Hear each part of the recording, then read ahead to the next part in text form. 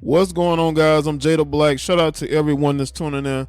I want to talk about Bishop Lamor Whitehead, or Lamor Whitehead. He has been hit with federal charges for fraud schemes. Now, I want y'all to understand that this was probably going to happen eventually. This guy was caught scamming before. Okay, wasn't he jailed for that before? But then he became a pastor because, you can get into being a pastor to sort of wipe away all the bad things you've done in your life. But this guy had to keep the schemes up to keep his lifestyle upkeep. He has a certain way. He's the bling pastor. So he has to make sure that he's looking good and then making sure that he keeps a certain lifestyle. And this is exactly why people feel the way they feel about modern churches in America and how they are used to siphon money from their parishioners. This is why this guy has had incident after incident. He was robbed once before, and then he had a woman just, walk into his church to confront him. Y'all remember that? I mean, this guy cannot stay out of making himself look bad. And this is why I say, you know what? There's probably a handful of pastors in this country that are actually genuinely about about what they're saying. It's not a get rich quick scheme. It's not a way to scam your parishioners, the people in your church. And that's why, a lot of these guys who come from the streets all of a sudden want to be pastors. And the funny thing about this is that this dude is the friend of the mayor of New York. He is the friend of the mayor of New York. And we're not going to forget that. We're not going to let anybody forget that. Okay? This guy just cannot stop scheming. I call him the two-time schemer. He probably been scheming more than that, but he's gotten caught once again. And we're going to get into this article here from the New York Post. NYPD, and I'm not going to say any names. What's going around in the NYPD is Bishop Whitehead set this robbery up. They staged it. So now, why would they respect me in my church if they feel that I'm a criminal? I'm a black man, so automatically I'm a criminal. This was back in September. But nobody when the robberies happened. Let me go back. When the robberies happened. Criminal. But nobody wants to talk about that. Nobody wants to talk about the things that they did to me to get me in prison. All they want to talk about is my felony. But how did I get that felony? How did I get it? So I want a public apology from the NYPD. I'm calling on Mayor Adams, and I'm calling on the governor of the state of New York to have a meeting with them. I want to meet with the powers that be. Don't ask me to do anything. Hold on, let me go back here. From the NYPD. I'm calling on Mayor Adams, and I'm calling on the governor of the state of New York to have a meeting with them. I want to meet with the powers that be.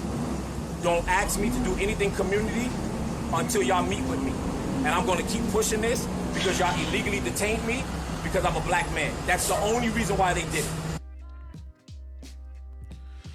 Says this according to New York Post, bling Bishop Lamor Whitehead, the flashy Brooklyn pastor who made headlines earlier this year when he was robbed during a church service, was arrested by federal agents Monday for allegedly defrauding a member of his congregation. There was a woman, I believe, in his congregation that accused him of this. So obviously they found probable cause to arrest him. Whitehead, who preaches a prosperity gospel at his Canarsie church, drives a Rolls Royce and often wears pricey jewelry and Gucci suits, was indicted on 2 counts of wire fraud, 1 count of extortion, and 1 count of making material false statements, federal prosecutor said. If convicted, he faces a maximum of 65 years in prison.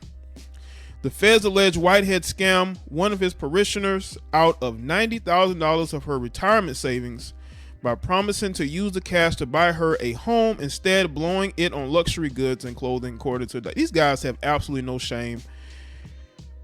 No shame whatsoever. And they use God to do it. These guys who have some personality, they put on a suit and they pretend to read from the Bible, but none of these guys are holy, right? It's almost like, when you are You know, in Game of Thrones, you're the king of Westeros, right? When you sit on the Iron Throne tends to cut the person who sits on the throne if they feel they are unworthy, and they will just cut them. You know what I'm saying? That's the same thing with this. You know, you will see cracks in the armor of these pastors who claim to be for the people, but really they're about themselves, and they're getting exposed by, you know, and by their own actions. These guys don't care about God. They don't care about the word. They only care about themselves. These people are wicked. They're grimy. I don't listen to many. I wouldn't listen to a youth pastor anyway. Most of these youth pastors are weird, and they're not really preaching to the word. They're preaching to people and their individual tastes. Like, you know, they pick and choose, right? So a lot of times these people are using the word to sort of push their own narrative, and that's what this guy did. This guy thinks he thought he was the Floyd Mayweather of pastoring, but you're getting robbed live on your church service. You're scamming parishioners who believe in you because you're not creative enough to make legitimate money. You got to go and take from people, and you do it unapologetically. This guy is a unapologetic scammer, and these are the type of people who deserve to be in jail, and they don't deserve to be able to scam anybody ever again. This is absolutely sickening and disgusting. In another alleged scheme, Whitehead extorted a businessman for $5,000, asked the man to lend him $500,000, promising he could obtain favorable actions by the New York City government in exchange for cash and interest in real estate transactions. The indictment. So again, he's the friend of the governor. That's why he thought that. His campaign of fraud and deceit stops now, U.S. Attorney Damian Williams said in a statement after Whitehead's arrest.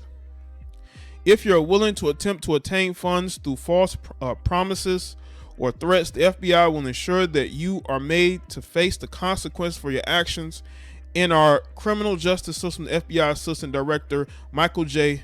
Driscoll added in a statement, I wish the FBI did their job thoroughly in other situations, because there are other cases out here that they should be looking at, but they're going to attack what's easy. And again, they're easy to arrest a black man. I'll leave it at that.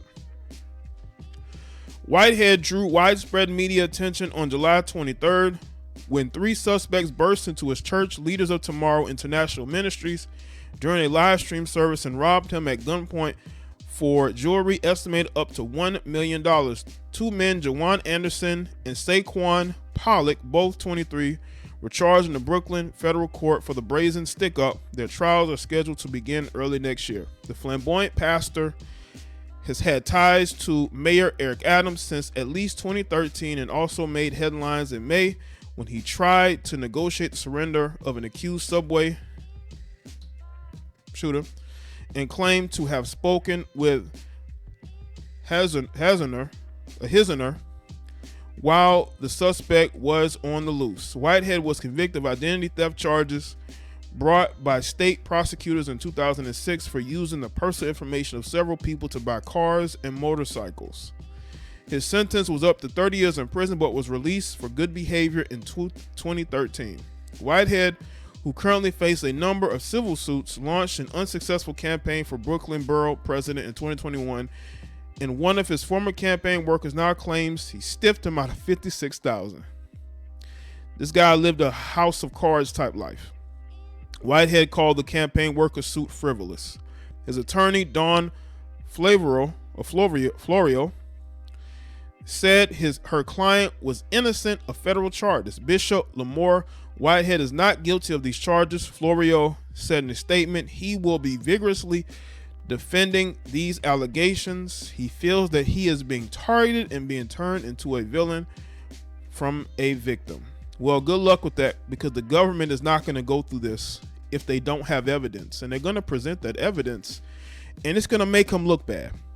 They've probably been watching him for quite some time. I think they've been watching the good pastor for a while, and they've been waiting for an opportunity to arrest him.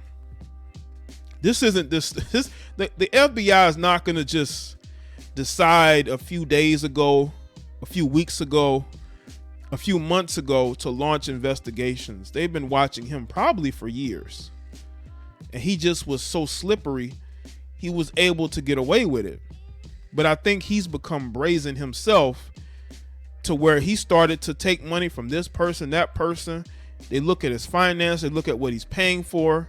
They probably got all his financials. And they know that money ain't coming from just being in church service. This guy could have made a successful life for himself and his family by being legitimate. But there's nothing about this guy legit. Now, we could find out this all is BS, but that's attorney speak. His attorney is saying that because she's paid to say that. But they're not going to arrest this man if they don't have this ain't the state of, this ain't a state case. This is a federal case. Okay? And the feds are not going to come after you unless they have a solid case against him. Because this ain't a group of people. You know, this ain't a RICO case. This is him and him alone that has to deal with this. And I don't believe that they would arrest him if they don't have the evidence to put him away, or he end up accepting a plea deal.